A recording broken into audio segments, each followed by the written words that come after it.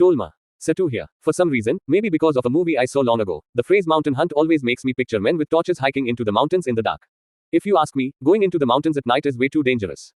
When we reached a fork in the road about half a day's journey away from Gururian city, we were reunited with a knight who was an old friend of ours. Because of my radar, I was already well prepared to meet him. "Yes, Sir Pendragon, please, could you lend me a horse?" I handed the knight a flask of water, and he drained it at an alarming rate.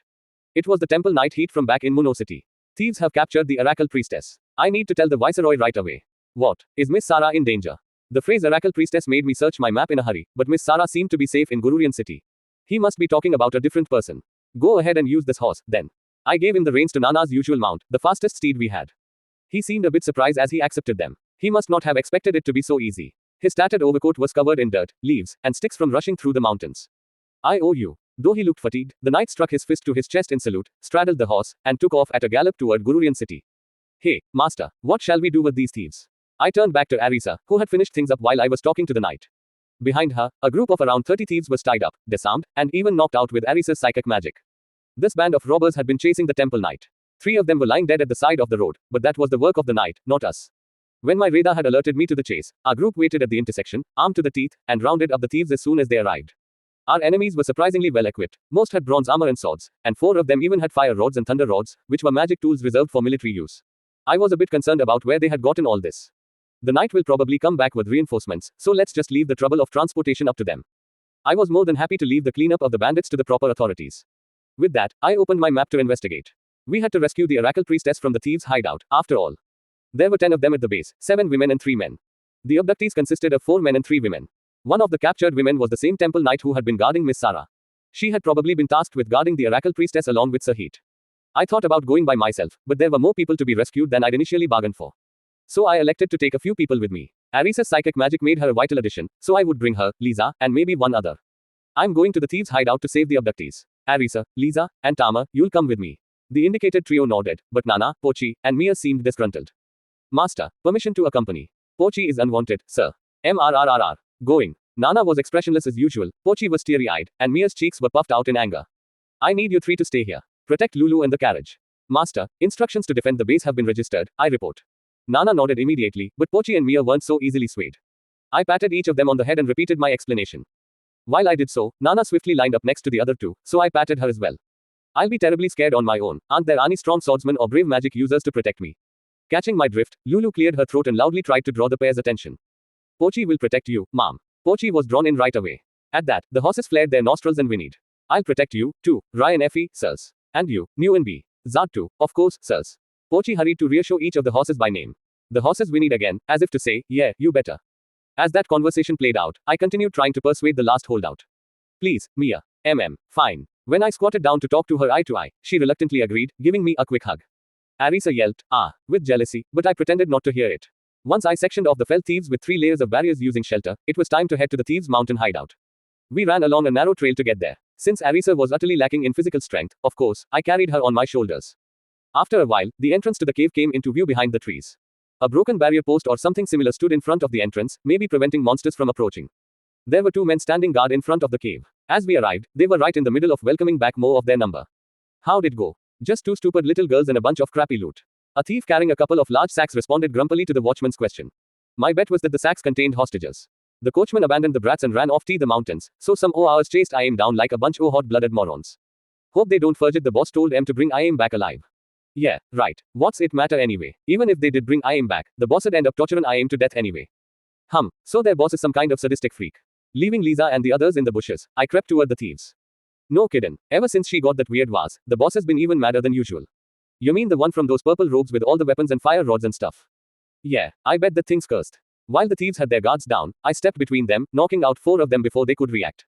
One tried to sound an alarm horn, but Arisa's psychic magic spell mind blow put a stop to that. The last 2 thieves threw down their sacks and reached for their swords, but I quickly kicked the swords away and caught the sacks before they hit the ground. Signaling for the others to join me, I had them tie up the unconscious thieves. "Are you all right?" We're saved." The first sack turned out to contain a middle school-aged girl, who looked around and mumbled in confusion. "Cease." Sobbing, a little girl about Arisa's age burst out of the other sack and latched onto the first, who was evidently her sister. "Arisa, take care of these 2, please. Lisa and Tama, keep watch here for other returning thieves. I'm going to scout out the cave." With that, I headed into the hideout. The 3 thieves on their way back were all less than level 7, so Lisa and Tama should be able to handle them without a problem. With the help of my cave map, I made a beeline to the abductees. They were gathered in a large room all the way in the back of the hideout, along with the boss and her right-hand woman. The number of prisoners had decreased since we left, too. It appeared the bandits had killed 3 of the men. We had to hurry. Of the remaining 6 thieves, 4 women were gathered at a pool of water, and the other 2 were coming toward the entrance. I knocked out the pair as they rounded the corner, then made my way toward the room in the back. HMPH, kill her. A woman's voice echoed from the hall where the boss had the hostages. Peering inside from the entryway, I saw Lady Knight chained to the wall. Her armor had been removed from the waist up, and her shirt was torn open, exposing one of her breasts. If the bottom half of her armor was still intact, she was probably safe for now. I looked around at the rest of the room to assess the situation. A middle-aged man with unkempt hair was sitting next to her, trying to show her something with a slimy expression of pleasure. Beside him was a female thief with heavy makeup and a skimpy outfit, giving Lady Knight a once-over and snickering cruelly. The other abductees were trapped in a cage a short distance away, staring lifelessly at the floor. In one corner of the room was a pile of mangled bodies. There didn't seem to be any traps, so I chose to finish this quickly. Swan, it's no fun if you give up so quickly. I wanna see you fight. Saint, stop, get that thing away from me. The disgusting man held a puppy-sized wasp with its wings torn off. According to the AR display, it was called a corpse bee, a horrific monster that laid eggs in animal corpses, where its young would turn the corpse into food with decay-inducing poison. Truly the stuff of nightmares. Let's see what happens if this thing stings you. I had no desire to watch something like that happen to a woman, so I took a pebble out of storage and threw it at the corpse bee, destroying it. Who dares? Covered in the green fluids of the corpse bee, the thief whirled around in rage. Without bothering to answer his question, I quickly dispatched him. A few pebbles to the knees sent 2 more bandits tumbling to the ground. They shouted obscenities at me from the floor, so I kicked them in the stomachs to shut them up. That should keep them unconscious for a good half hour. Lady Knight was still blinking in surprise, trying to process what had just happened, when I walked up to her. Why, you're from Muno Barony. I covered her chest with a nearby cloth, then destroyed the restraints on her wrists with a knife. She'd been splattered with dead corpse bee, too, so I handed her a towel and a flask of water. Thank you, Sir Pendragon. But how did you find this place? We dragged it out of some robbers who were chasing a young temple knight. As Lady Knight searched around for her stolen equipment, I turned to the people trapped in the large iron cage. I'm here to rescue you. I'll have you out of there soon, so hang on just a little longer, please. I smiled gently at the abductees as they gave a weak chorus of gratitude, then checked on the map to see where the key was kept. Ah, it was on a desk up against the wall. A young temple knight. Is Heat with you, then? No, I had him go on ahead to Gururian city to send for reinforcements. I answered Lady Knight's questions as I approached the untidy desk. The first thing I noticed was a vase in the center of the desk. It had a suspicious design composed mainly of eyeballs and mouths. According to the AR display, the slitted vessel was called a malice urn. It must be related to that chaos jar thing that the demon I defeated in Muno City said was needed for resurrection. It had probably been gathering resentment and other negative emotions in all sorts of places. This had to be the vase the thieves had been grumbling about, the one that had driven their boss insane. Opening the lid would probably curse you right away, so I quickly impounded it in storage. Once I got to the old capital, I could probably have the Holy Woman of Tenyan Temple purify it. I found the key shortly thereafter, so I freed the captives from their cage. You're safe now. Thank you. I offered a hand to a woman in her mid-20s who was carrying a baby. The last surviving man's face was swollen, and one of his arms seemed to be broken. What terrible injuries. The bandits beat him up when he tried to protect us. I had to protect my wife and daughter, didn't I? The man grimaced through the pain, trying to summon a smile. I was surprised that he hadn't been killed, until I saw his bloodline in the AR display. According to his profile, he was a high-ranking noble of the old capital. They'd probably kept him alive to demand ransom. He was severely wounded, so I gave him a lesser magic potion to heal his broken bones. It was a high-quality product that I hadn't gotten a chance to use in a while. Is this a potion? Thank you. As if he had just received a glass of water, the man gratefully guzzled down the potion. Well, I'll be damned. It's healed already. This is good stuff. The efficacy of the potion took the man by surprise. I'm Tolma. This is my wife, Hayuna, and my daughter, Mayuna. If you go to the old capital, pay Viscount Siaman a visit. I swear on the Siaman name that you'll find a warm welcome. The Viscount. If I remembered correctly, the Viscount Siaman who Mr. Tolma spoke of ran a scroll workshop in the old capital. If Mr. Tolma was his younger brother, this connection might be an unexpected stroke of luck. And his daughter, Mayuna, was the oracle priestess. I smiled at her, and she gave a curious-sounding gurgle. She had to be an exceptionally brave baby not to cry in a place like this. Mr. Tolma had introduced himself, so I did the same. A noble of the Muno barony. Why, I didn't know my second cousin had taken on a vassal. Is he well, then? So he and Baron Muno were closely related. The Baron did say that he came from the old capital, so it made sense. As Mr. Tolma and I carried on this bland conversation, Miss Hayuna suddenly gave a blood-curdling scream. The cause turned out to be Lady Knight, who'd taken her revenge.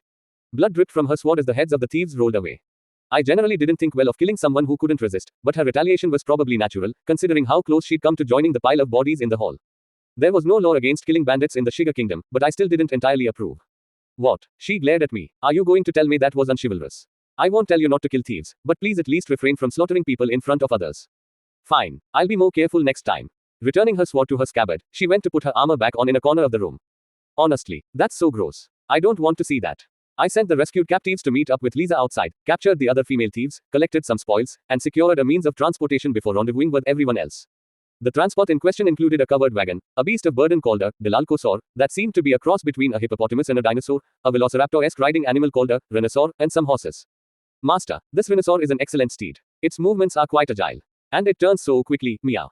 Lisa and Tama were impressed with the rhinosaur. Oddly, Tama appended a meow to her sentence, which was probably Arisa's doing. Unable to see around the rhinosaur's neck while seated, Tama was standing on the saddle to operate the reins. The creature was quite docile, despite its carnivorous appearance. Before we boarded the Dilalcosaur-drawn carriage, I handed Mr. Tolma a mithril dagger and luggage bag I'd found in the hideout. Oh ho, it's my dagger with the family crest on it. So it does belong to you, then. Because the AR display confirmed it is such, I returned it to him. I truly appreciate all you've done. This will surely help me save face when I return to my brother. Thank you, Sir Pendragon, thank you. You can just call me Satu. Very well, Sir Satu. I'll be sure to repay you in the old capital. Mr. Tolma paused for a moment and then continued a little awkwardly. Unlike my dear brother, I have relatively little funds to give, but I am still a man of good renown in high society. I'm sure I can be of some use to you. I didn't really want to make my debut in high society anyway, so I asked Mr. Tolma to tell me about the old capital on the road. Better yet, during the journey, he promised me a tour of the scroll workshop. Well, if you are a scroll collector, how do these strike you? These two have already been used, but this remote arrow scroll is still brand new. Are you sure it's alright if I take it?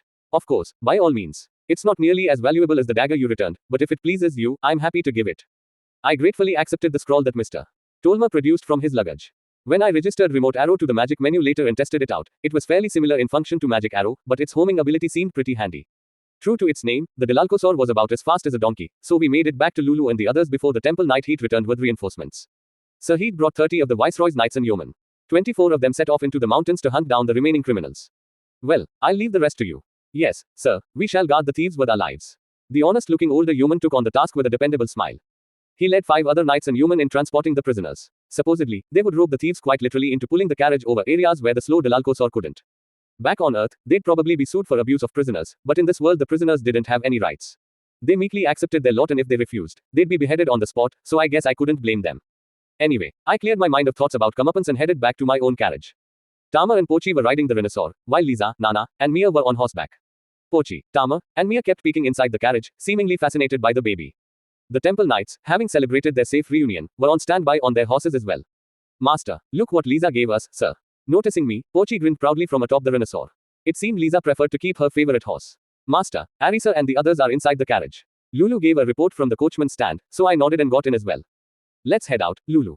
Yes, Master. Lulu's technique as a coachman had been improving lately. When we started moving, we didn't accelerate more than necessary. I've never ridden in such a fine carriage. Hum. It's so fluffy. Nice, isn't it? We finally got these comfy seats not long ago. Across from Arisa and me, the villager sisters we'd rescued were getting excited. Heavens, what a comfortable ride. It's just as good as our carriage at home. I'm honored to hear you say that. Mr. Tolma, who was sitting in one of the spare seats in the back, was examining the interior with great interest. Wasn't this awfully expensive? Tolma, don't be rude. Seated at his side, Miss Hayuna scolded her husband for his rather indelicate question. Little Mayuna, who'd been quiet up until now, began wailing. The AR indicated that she was hungry. Miss Hayuna was starting to open her shirt, so I quickly turned my gaze away. With the crying baby in the background, we continued along the highway next to the Great River. I was tempted to keep us moving until we arrived in Gururian city, but at the temple knight pair's recommendation, we stopped in a village along the way for the night. They told me the road was dangerous after dark thanks to monsters from the river. I didn't see anything of the sort on my map, so it was probably just superstition. Hey, sorry to just show up with so many people out of nowhere. And no, it's no trouble in the slightest. The village headman responded to Mr. Tolma's friendly remark with a slight screech. I couldn't blame him for that reaction, given that the likes of a high-ranking noble from the old capital and some temple knights had suddenly shown up on his doorstep. On the map, many of the village girls were hiding in a barn far away from the village headman's home. Maybe they thought we might be here to look for women. I didn't know whether to be insulted or just apologetic for frightening them. At any rate, I would have to give them some money and goods as thanks for hosting us before we left tomorrow. I'm terribly sorry to put you up in such an unbecoming place. Is this a meeting hall? Yes, I'm afraid it's the only room spacious enough to accommodate a party this large. The anxious village headman had guided us to a one-story house across from his home. The enormous room was more than 150 square feet. A group of elderly women were already at work preparing a banquet. Just as Pochi's and Tama's stomachs started announcing themselves, the finished dinner finally arrived. Each person received a dish containing a soup of beans, dried sardines, and mushrooms, along with a plate holding a savory mushroom and herb pancake and a small grilled fish. Wow, what a feast. Isn't it amazing, big sis? It's like a banquet. I had assumed this was a standard meal for the farming village, but their comments suggested it was exceptional to ordinary villagers like the sisters we'd rescued. It was just the right size for the likes of Lulu, Mia, and me, but it might not be enough for the beast folk girls. In fact, Tama and Pochi were already looking around for more. Mr. Satu, what is it? The elder sister tugged on my sleeve nervously. We don't have enough money to pay for all this food. Don't worry about that. It's my treat, alright. Just relax and eat. Oh, okay. I encouraged the worried young girl to go back to her seat. Mr. Tolma and the temple knights didn't seem to have any problem with the presence of commoners or demi-humans. Heavens, what a humble looking meal. It's not so bad to eat like the poor once in a while. As long as it's edible, what's the problem? Tolma, don't insult the good people who made this for us. Miss Hayuna hastened to scold her husband for his rude remarks. The village headman and the old women who had prepared the meal stiffened, so I quickly covered for him. Please pardon my fellow traveler. We'd like to thank you for your kindness from the bottom of our hearts. Oh, there's no need for that, sir. Maybe it was my imagination, but I was starting to suspect that the village headman thought I was the noble from the old capital. Tolma and his wife were wearing normal traveling clothes, so my finely tailored robe probably helped me pass for an aristocrat. In fact, I was the only one with an extra plate. I'd have to share it with whoever wanted some later. Well, let's eat. Despite Mr. Tolma's comments about the food, he was the first to rub his hands together greedily and dig in. He was as fast as a schoolboy who'd missed lunch, but the nobleman's manner of eating was still impeccable. Hayuna and the village girls followed suit and started eating. They were pretty speedy, too. Thanks for the food. My kids all chorused along with Arisa, then started on their meals. It was a bit plainer than our usual fare, but none of the girls complained. Mia and Tama even traded fish and vegetables. For the most part, the meal proceeded as normal, but Pochi and Tama were acting a bit strange. I was glad to see them eating more slowly. There was less food than usual, but when they'd finished about half their meals, their eyes started shifting between their plates and Miss Hayuna and her baby. Then, they got out of their chairs and carried their plates over to her. What's going on? We'll share. You can have half, ma'am. The pair held their dishes out to Miss Hayuna. For some reason, they looked quite serious, even a little pained. Small now. There might not be much food, but we're still not gonna eat scraps from some demi-human slaves.